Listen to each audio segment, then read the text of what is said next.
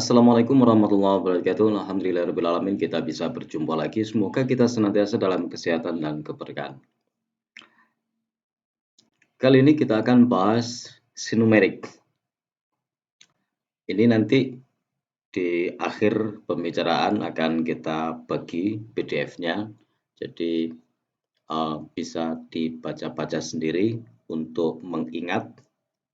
Terutama ini ditujukan bagi yang baru belajar ya, pemula yang berusaha untuk memahami CNC dengan kontrol dari sinumerik 808D. Baik itu nanti turning maupun milling, karena ini prinsipnya sama. Hanya saja ada perbedaan sedikit-sedikit ya, perbedaan di aksisnya dan perbedaan cara offsetnya. Tapi pada prinsipnya tombol-tombol yang digunakan itu nanti juga bisa digunakan di milling CNC yang kita punya di SMK Negeri 2 Surabaya. Sebelum saya bahas ini, saya berterima kasih Pak Effendi yang telah memberikan manual book yang sangat berharga ini dalam bentuk PDF, dan ini semoga bermanfaat bagi siswa maupun teman-teman lain yang sedang mengoperasikan dan baru belajar, terutama ya ditujukan yang baru belajar. Oke. Ini adalah tampilan dari kontrol panel yang ada di Siemens sinumerik. Kita lanjutkan langsung ke sini ya. Nah, istilah-istilahnya nanti di sebelah sini PPU atau panel untuk memproses, atau PPU ya, panel untuk memproses. Dia terdapat bagian-bagian navigasi di sebelah sini, kemudian area operasi ini, kemudian ini untuk kontrolnya. Nah, kita lanjut di sebelah sini. Area kontrolnya ini kalau kita perbesar, ini emergency, kemudian di sini akan ditampilkan tool yang aktif, dan kalau kita lihat hand wheel, ini kalau kita pakai MPG ya, ini harus kondisi aktif dengan cara diklik atau ditekan. Di mesin jok, ini pengoperasian manual, kemudian untuk mereferensikan reference point ini jika diperlukan referensi. Beberapa mesin ada yang tidak memerlukan ya. Kemudian ini manual data. Jadi kalau misalnya kita ngetik-ngetik pemrograman secara manual, itu biasanya kita tidak menjalankan ini ya, jarang sekali. Kemudian kalau menjalankan single block, kemudian ini kalau auto. Kita bahas sedikit.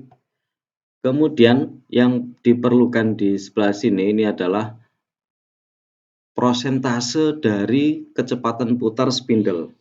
Kalau 100% dia berarti nanti kecepatannya 100% dari yang kita input. Contoh kita setting di 1000 RPM-nya, maka kalau 100% ya nanti dia kecepatannya 1000. Kisarannya seperti itu. Nanti ada penyimpangan sedikit, cuma beberapa angka saja yang penyimpangannya.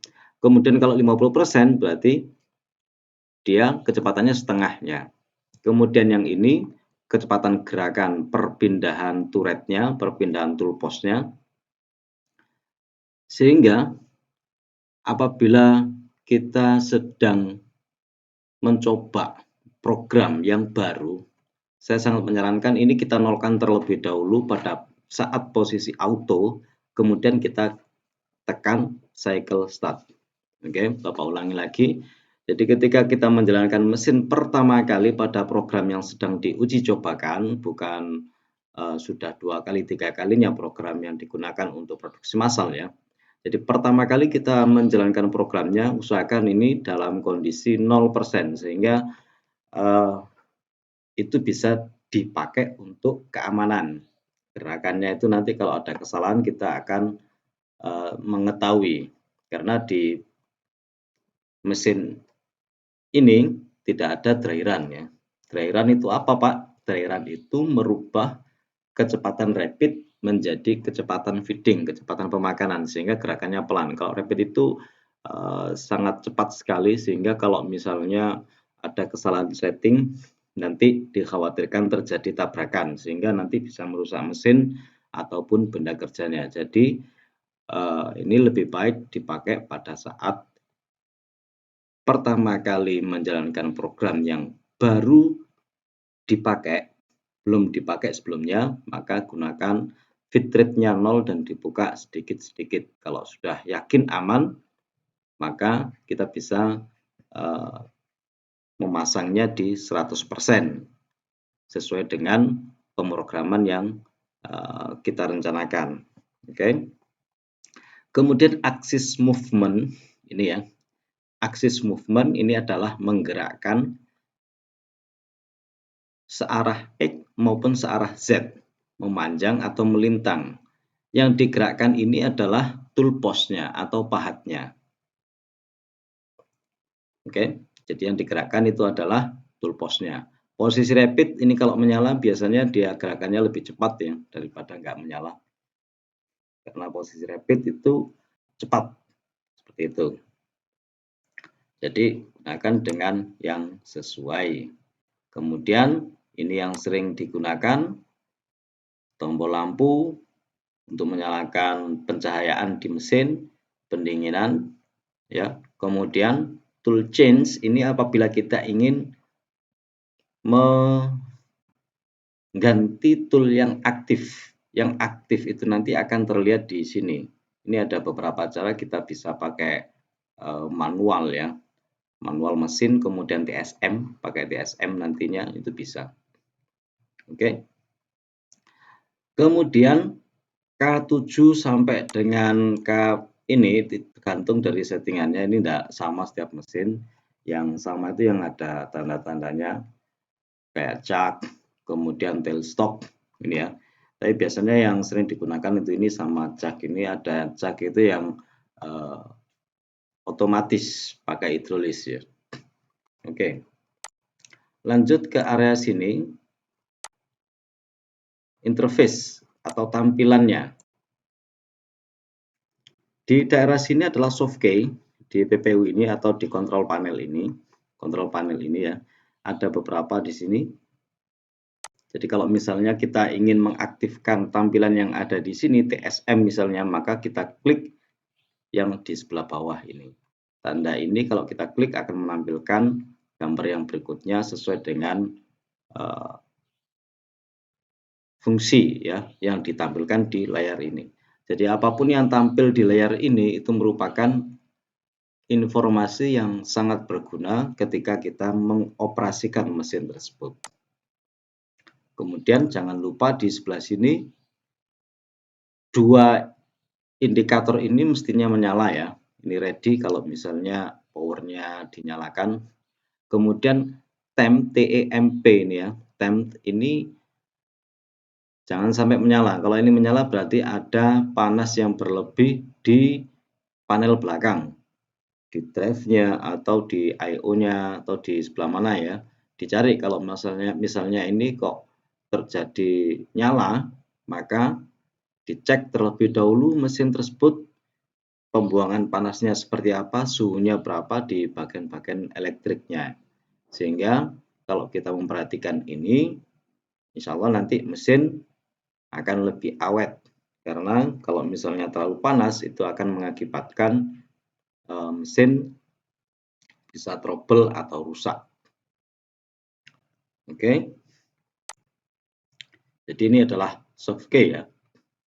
Kemudian tampilan di sebelah sini, tampilan ini adalah koordinat dari titik pahat yang kita setting, baik secara relatif maupun secara aktual mesin. Jadi kalau kita ingin mengetahui koordinatnya secara aktual berdasar dari keadaan aslinya mesin sebelum kita setting titik 0 pada benda kerja, maka ini diklik dengan menekan tombol soft key yang ada di sini lurus dengan actual file work atau WCS. Sedangkan ini dari settingan 0 benda kerja pada suatu path tertentu atau offsetannya. Oke. Sama dengan ini, kalau misalnya kita ingin mengaktifkan measure tool atau kita setting tool terhadap benda kerja, pengukurannya, kita bisa mengaktifkan dengan menekan tombol yang ini. Ya, set relatif itu apabila kita ingin mengukur dengan memanfaatkan koordinat ini. Jadi misalnya ini sudah tertera 100, 200 kayak gitu, kemudian kita ingin pada titik 100 atau 200 terhadap keadaan 0 mesin tersebut menjadi referensi, maka kita bisa menekan set relatif, kemudian X-nya kita nolkan, Z-nya kita nolkan, sehingga kita bisa mengetahui jarak pergerakan dari tool tersebut. Hal ini berguna ketika kita memasukkan end program atau membuang pahat, sehingga ketika terjadi pergantian tool itu berada pada posisi yang aman. Jadi kita bisa mengecek XZ-nya ini ketika melakukan setting, yaitu ngecek keadaan posisi dari turret atau tool post tersebut aman atau tidak. Karena setelah kita setting dengan panjang path yang berbeda, itu pasti buangnya nggak terlalu jauh atau terlalu dekat kan gitu ya.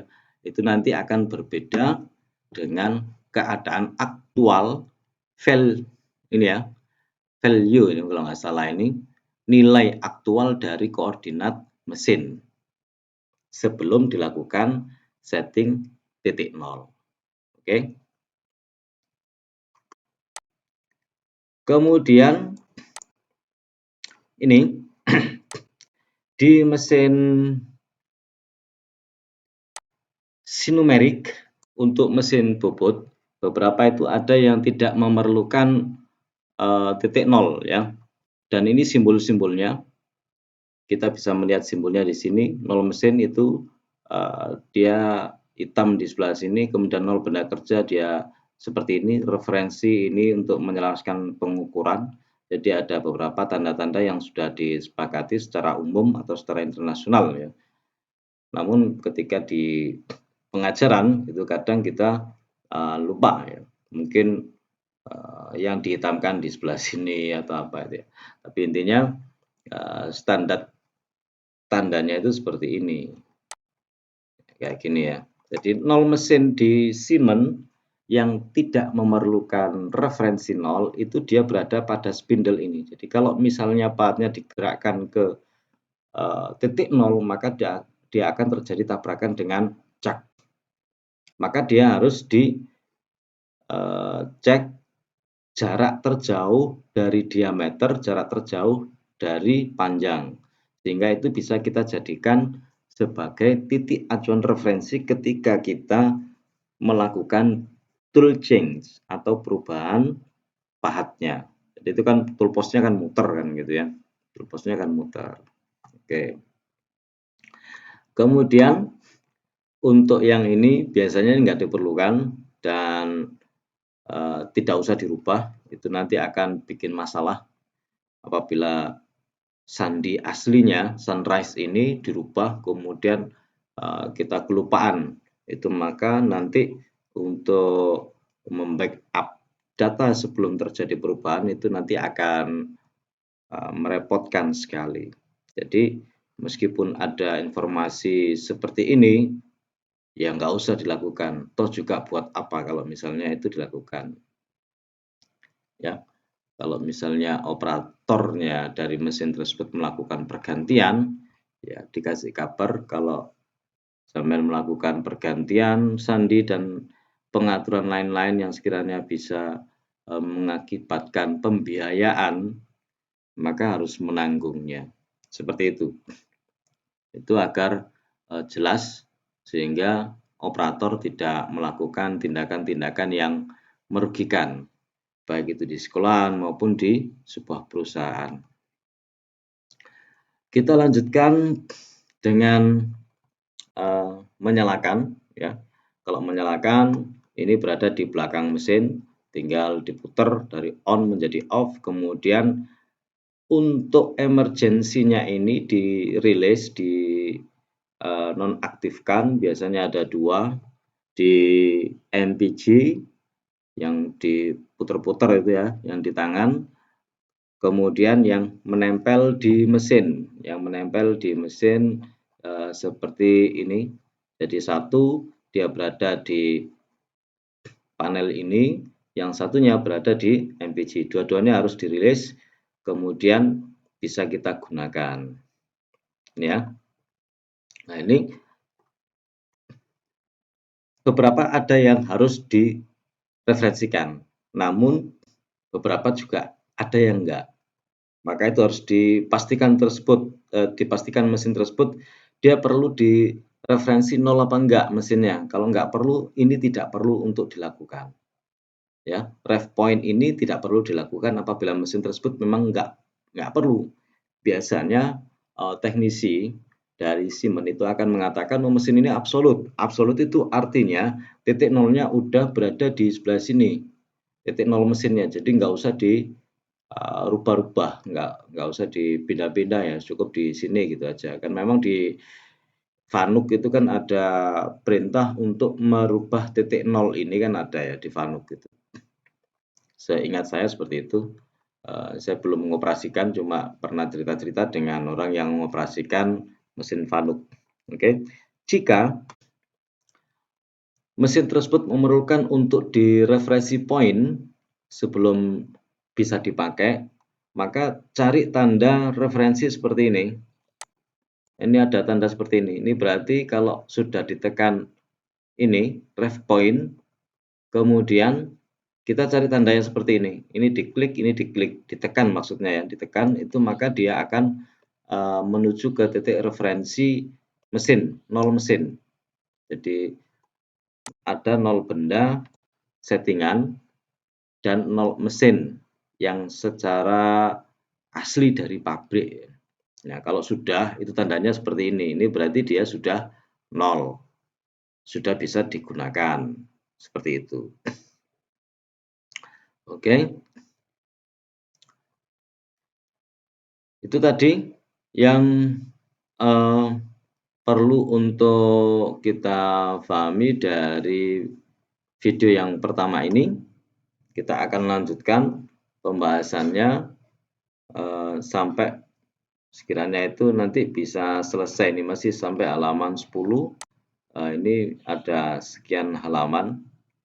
Nah ini ya, ada sekian halaman. PDF-nya bisa di-download. Insya Allah nanti akan saya upload dan saya kasih linknya di deskripsi sehingga bisa lebih bermanfaat bagi banyak orang. Ya, ini bahasa Indonesia soalnya. Biasanya kan dalam bahasa Inggris. Saya punya juga yang bahasa Inggris, tapi karena bahasa Inggris saya kurang bagus ya lebih nyaman pakai bahasa Indonesia. Oke. Kita akan lanjutkan pada video yang selanjutnya. Terima kasih sudah ikutan menyimak. Assalamualaikum warahmatullahi wabarakatuh.